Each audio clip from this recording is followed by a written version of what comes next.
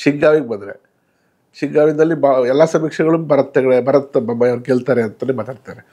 ಅದರಲ್ಲಿ ಹೋಗ್ತಿರೋದು ವರ್ಕೌಟ್ ಆಗ್ತಿದೆ ಅಲ್ಲಿ ಅಂತ. ಅಡ್ವಾಂಟೇಜ್ BJP ಇರುತ್ತೆ.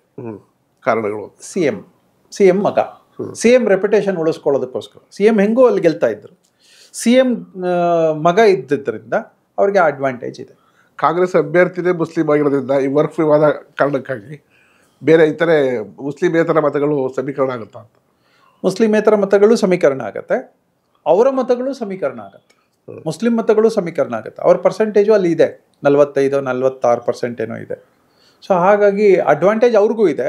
ಆದರೆ ಸಿ ಎಂ ಅಲ್ವಾ ಅನ್ನೋದ್ರ ದೃಷ್ಟಿಯಿಂದ ಮತ್ತು ಕರ್ನಾಟಕದಲ್ಲೇ ಫೇಲ್ಯೂರ್ಗಳ ಆಗಿರೋ ಈ ಗ್ಯಾರಂಟಿ ಸ್ಕೀಮ್ಗಳು, ವಕ್ ವಿವಾದ, ಮೂಡಾ ವಿವಾದಗಳಾಗಿರೋದ್ರಿಂದ ಮೊರೇಲ್ ಅವ್ರದ್ದು ಕಡಿಮೆ ಇದೆ.